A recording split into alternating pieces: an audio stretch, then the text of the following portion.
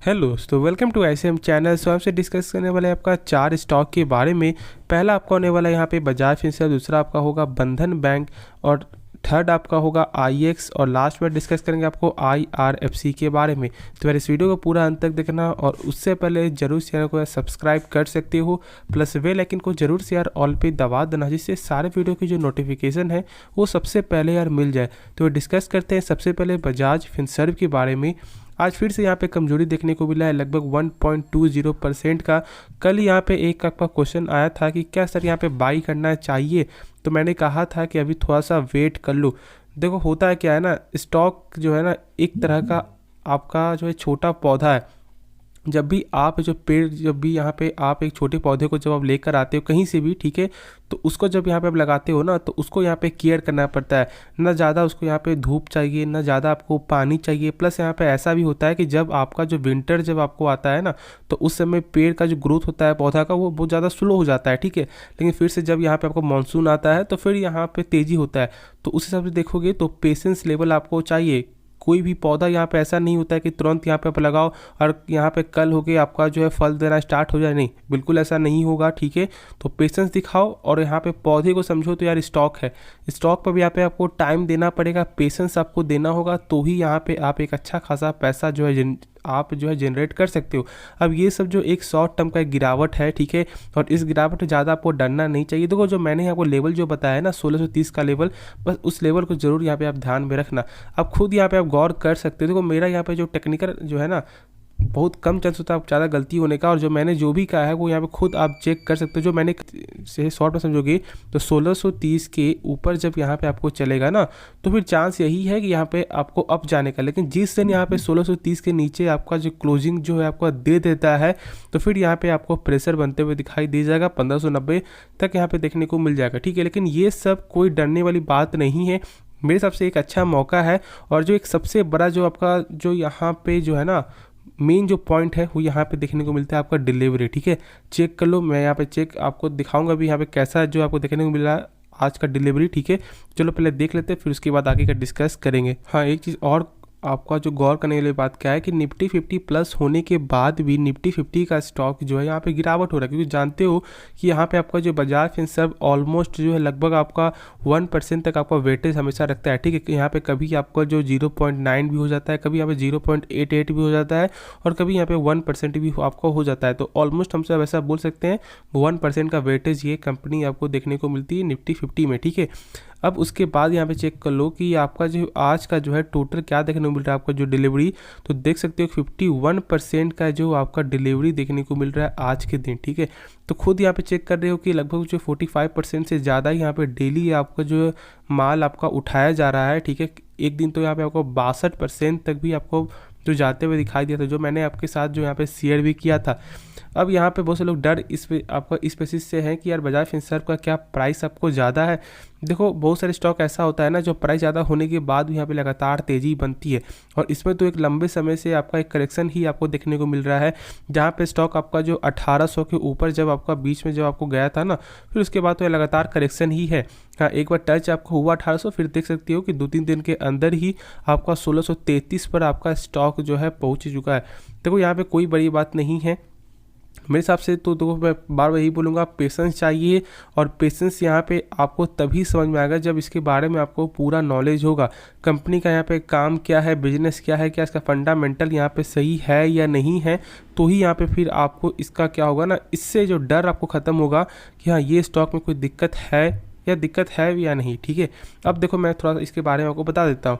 आरुषि, ठीक है, यानी कि आपका रिटर्न ऑन कैपिटल एम्प्लॉयड, ये इस कंपनी का देखने को मिलता है 11% का। अब होता है क्या आपका रिटर्न ऑन कैपिटल एम्प्लॉयड, जैसे कि देखो यहाँ पे आप खुद आपको समझ में आपको आ रहा है रिटर्न ऑन कैपिटल। जैसे कि मान लो कंपनी जब अपने ऊपर जब आपको 100 रुपया लगा रही है, तो उसका 1 साल बाद कितना रुपया, 100 रुपया, यानी 100 रुपया से कितना बढ़कर आपको हो जा रहा है, तो 100 से बढ़कर आपका हो जा रहा है 111 रुपया, ठीक है। हाँ, कुछ परसेंट यहाँ पे कम है, लेकिन फाइनेंस सेक्टर से देखोगे तो फिर ये एक सही आरओसी यहाँ पे देखने को मिलता है।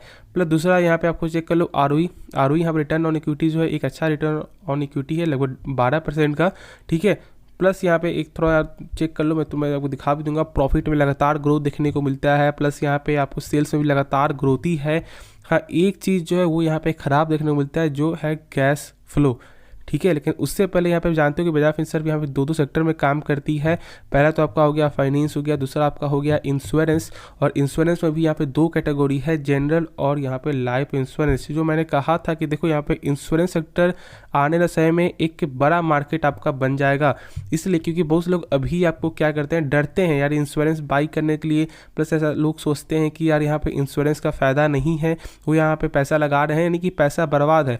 लेकिन आने वाले समय जो लोग यहाँ पे सही से इसके बारे में समझेंगे, और अभी भी मैंने बहुत से लोग यहाँ पे देखा है कि अब यहाँ पे वो जो है ना, जो इनका क्या वैल्यू होता है आपका इंश्योरेंस का, वो यहाँ पे समझ रहे। देखो इंश्योरेंस में यदि आप सही से आप हर चीज़ फॉर्म आप जो फिलअप करोगे तो फिर यहाँ पे कोई दिक्कत ही नहीं होगा। यदि आप उनके टर्म एंड कंडीशन को फॉलो करोगे तो बहुत ज़्यादा ही बेनिफिट देखने को मिलता है, ठीक है।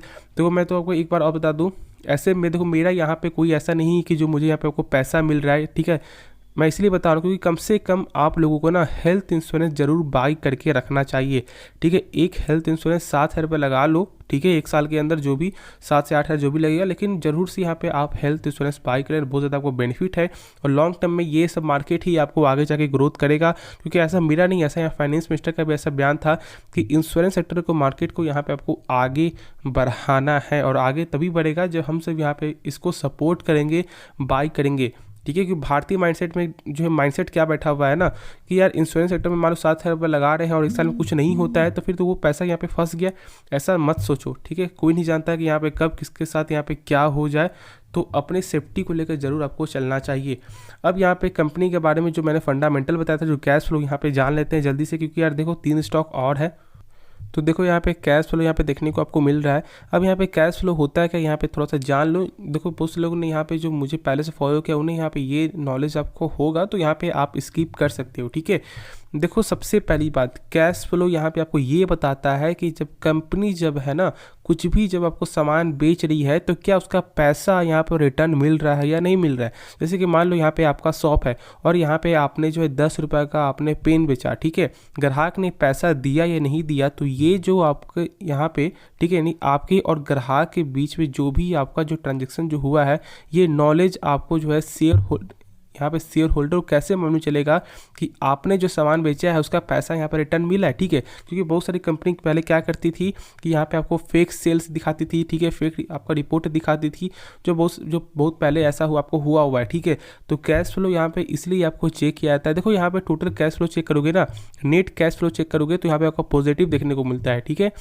कैश फ्लो यहाँ पे 3 तरह का आपका होता है। पहला आपका होता है यहाँ पे कैश फ्रॉम ऑपरेटिंग एक्टिविटी, दूसरा आपका होता है यहाँ पे कैश फ्रॉम इन्वेस्टिंग एक्टिविटी, और तीसरा आपका फाइनेंसिंग एक्टिविटी। पहला आपका यहाँ पे जो सिंपल तरीका क्या होता है, मैं आपको शॉर्ट बता देता हूँ जल्दी से, ठीक है।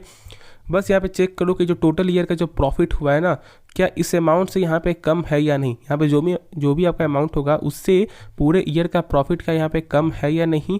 यदि यहाँ पे ये नंबर जो आपका ज़्यादा होगा प्रॉफिट से, तो फिर ये सही है, नहीं तो फिर यहाँ पे कम है। अब देखोगे तो यहाँ पे माइनस में यानी कि सही दिखने को नहीं मिलता है, ठीक है। लेकिन बाकी चीज़ आपका चेक करोगे कंपनी कहाँ पे आपको इन्वेस्ट कर रही, फाइनेंस कहाँ है, ठीक है। तो ये सब देखोगे तो एक आपका पॉजिटिव यहाँ पे देखने को मिलता है, जिसके कारण टोटल आपका जो ओवरऑल जो है यहाँ पे आपको पॉजिटिव ही है, ठीक है। तो बस यही चीज़ मुझे यहाँ पे खराब लगता है कि ये चीज़ जो आपको माइनस में है, लेकिन पिछले साल यहाँ प्लस में था, लेकिन ठीक है, बस यही जो मुझे खराब लगता है। बाकी सब कुछ इस कंपनी का आपको सही है। कंपनी आप आराम से होल्ड करके चलो, जब तक 1630 के ऊपर लेवल होगा आपको निश्चिंत आपको यहाँ पर रहना है। तो चलो अब नेक्स्ट स्टॉक के बारे में डिस्कस करते हैं।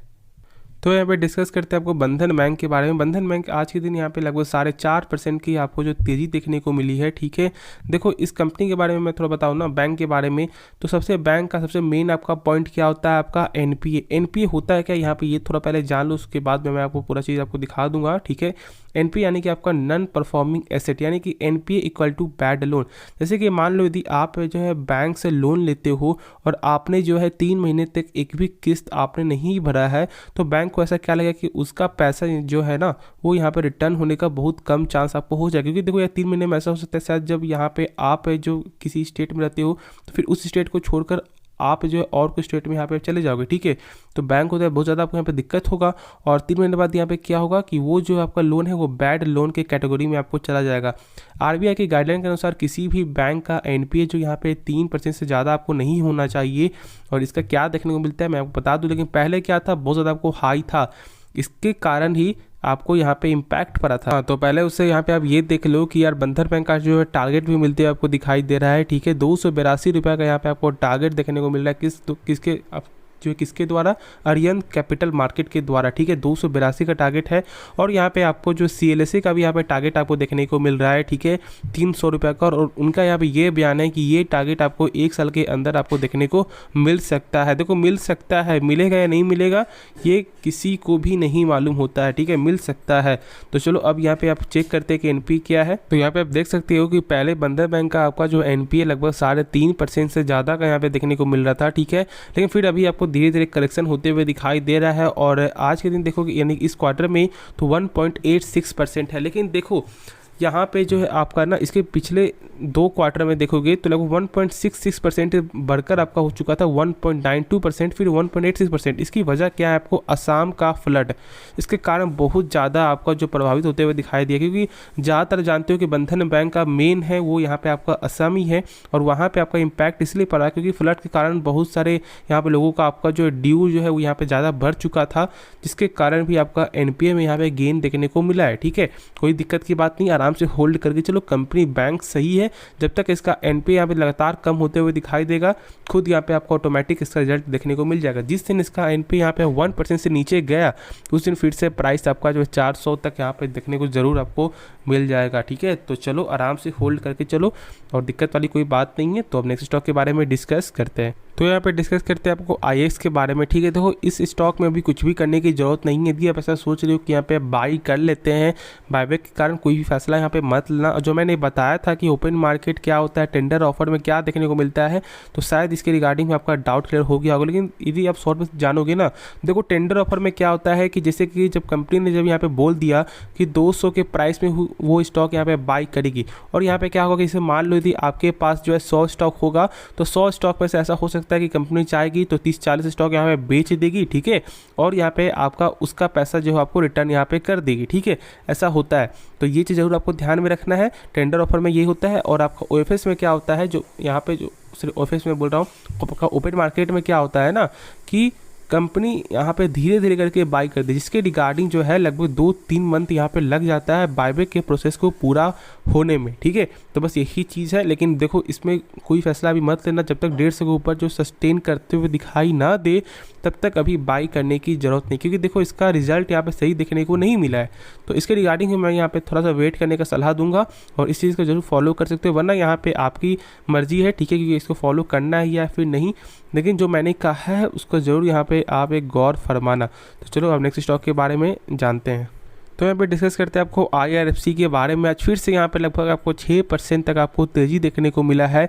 ऐसे तो स्टार्टिंग लगभग आपको देखोगे तो 7-8% तक स्टार्टिंग देखने को मिला, लेकिन उसके बाद फिर से यहाँ पे करेक्शन, ठीक है, और लगभग आपको 6% पे बंद होते हुए आपको दिखाई दे रहा है। ये स्टॉक यहाँ पे आपको लगातार भागते हुए आपको दिखाई दे रहा है, लेकिन मैं यहाँ पे अभी थोड़ा वेट करने का सलाह दूंगा। देखो कंपनी सही है, फाइनेंस सेक्टर की कंपनी है और इसका NPA यहाँ पे 0 देखने को मिलता है, 0% है। और यहाँ पे सरकार का फैसला भी है कि 34,000 करोड़ जो है ना यहाँ पे फाइनेंस जो यहाँ पे देखो जो भी इसे आपको IRCTC में कुछ भी काम होगा ना तो फाइनेंस करेगी आपका IRFC ही। तो सरकार इसको फंडिंग देता है, 34,000 करोड़ देंगे, ठीक है सरकार। अब यहाँ पे ये चाहेगी कि इसको किसको देना है, जैसे कि मान लो यहाँ पे आपको जो है ना रेल टेल को जो है काम करवाना है, ठीक है। तो आपका फाइनेंस कौन जो है करेगी, वो करेगी IRFC।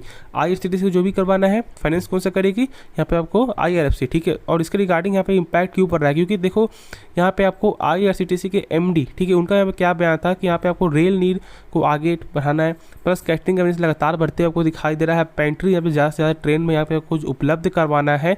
तो सारा चीज़ फाइनेंस यहाँ पे आपको IRFC ही करेगी। इसके रिगार्डिंग ही बहुत ज़्यादा आपको इम्पैक्ट पड़ा है और लगातार स्टॉक में तेज़ी में देखने को मिल रहा है, ठीक है। IRFC हो गया, RVNL हो गया, रेल टेल हो गया, सारे में ही तेज़ी है। लेकिन वेट करो आराम से, ठीक है। अभी ज़्यादा थोड़ा ऐसा मत करना कि यहाँ पे बाई करो, बहुत ज़्यादा आपको हाई प्राइस स्टॉक चला गया है, आपके पास पहले से है, होल्ड करके चलो, आपको सेल करने की जरूरत नहीं, क्योंकि देखो यहाँ पे आपका रिस्क नहीं, क्योंकि आपका प्रॉफिट हो रहा है। कम भी हो जाएगा तो ज़्यादा आपका इम्पैक्ट नहीं होगा, ऐसा नहीं कि आपका पैसा फंस गया है, नहीं। और जब मन तब चाहोगे तो यहाँ बेच करके आप निकल सकते हो। लेकिन जो लोग सोच रहे फ्रेश बाई करने के लिए, तो उनको तो मैं अभी थोड़ा वेट ही करने का आपको सलाह दूंगा। तो शायद इस स्टॉक के बारे में आपको जो भी जानकारी चाहिए वो यहाँ पे जानकारी आपको मिल चुका होगा, क्या करना चाहिए वो भी समझ में आ चुका होगा। तो इस वीडियो को बंद करते हैं, लेकिन उससे पहले जरूर इस चैनल को यार सब्सक्राइब कर सकते हो, प्लस बेल आइकन को जरूर से यार ऑल पे दबा देना, जिससे सारे वीडियो की जो नोटिफिकेशन है वो सबसे पहले यार मिल जाए। तो मिलते हैं नेक्स्ट वीडियो में, तो तब तक के लिए धन्यवाद।